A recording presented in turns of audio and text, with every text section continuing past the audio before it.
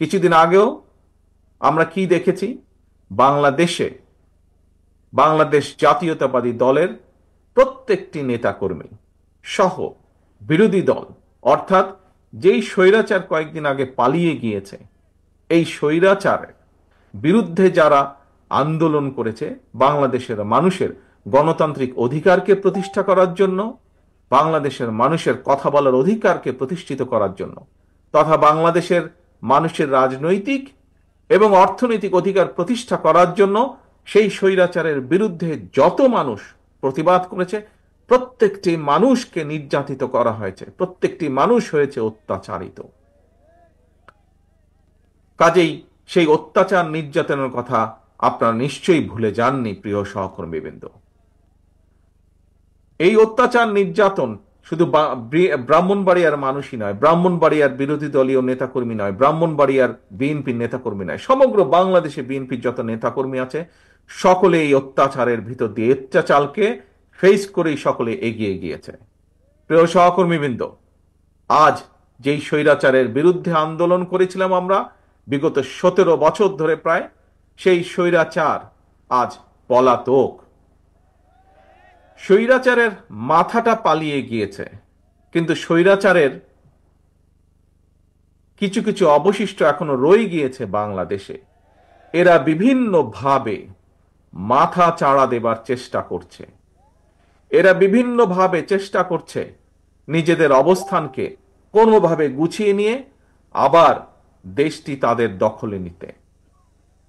প্রিয় সহকর্মীবৃন্দ, তাদের এই লক্ষ্যকে আমরা হাসিল করতে দিতে পারি না, এবং যদি আপনাকে রক্ষা করতে হয়, আপনার নিজের পরিবারকে রক্ষা করতে হয়, যদি এই দেশের মানুষকে রক্ষা করতে হয়, সর্বোপরি বাংলাদেশকে যদি রক্ষা করতে হয়, তাহলে আমাদের সকলকে যে কোনো মূল্যে ঐক্যবদ্ধ থাকতে হবে। এর কোনোই আমাদের বিকল্প নেই।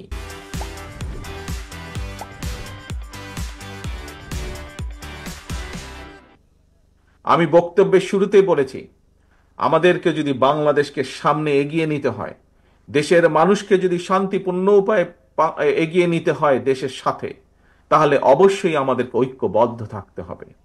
আমাদের মধ্যে মতপার্থক্য থাকতেই পারে, আমরা বসবো, আমরা আলোচনা করব, এক আলোচনায় শেষ না হলে আবার আলোচনায় বসবো, আলোচনার মাধ্যমেই আমরা সমস্যার সমাধান করব, আলোচনার মাধ্যমেই আমরা সমস্যা উপায় বের করব।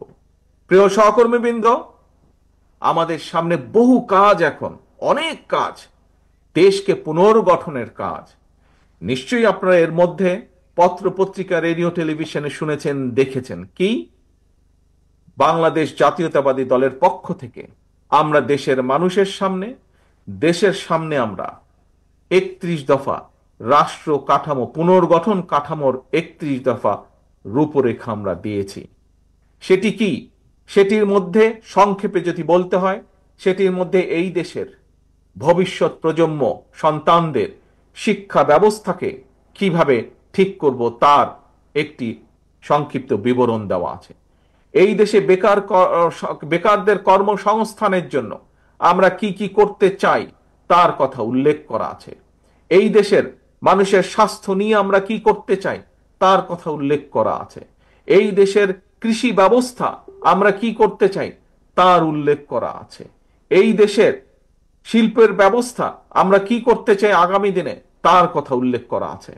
প্রিয় সহকর্মীবৃন্দ, অর্থাৎ সমগ্র দেশকে পুনর্গঠন করার জন্য কি কি করতে চায় বিএনপি, সমগ্র দেশের মানুষকে বিভিন্ন সমস্যা থেকে পর্যায়ক্রমিকভাবে বের করে আনার জন্য বাংলাদেশ জাতীয়তাবাদী দল, আপনাদের দল কি করতে চায় দেশের জন্য, সেই কথাগুলো বলা আছে।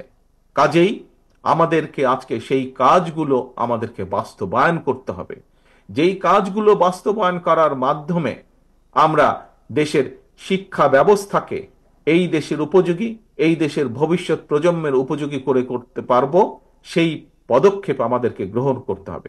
যেই কাজ করার মাধ্যমে আমরা এই দেশের বেকারদের কর্মসংস্থান করতে পারবো, এই দেশের লক্ষ কোটি মা বোনদের ভাইদের আমরা কর্মসংস্থানের ব্যবস্থা করতে পারবো, তার উদ্যোগ গ্রহণ করতে হবে। কি করে আমরা কৃষির উৎপাদন বাড়াবো? যে কৃষির উৎপাদন বাড়ানোর মাধ্যমে একদিকে যেমন আমরা কৃষকের হাতে তার দ্রব্যের ন্যায্য মূল্য পৌঁছে দিতে চাই, একইভাবে আমরা বাজারে যে জিনিসপত্রের দামের লাগামহীন গতি, সেই গতিকে আমরা টেনে ধরতে চাই।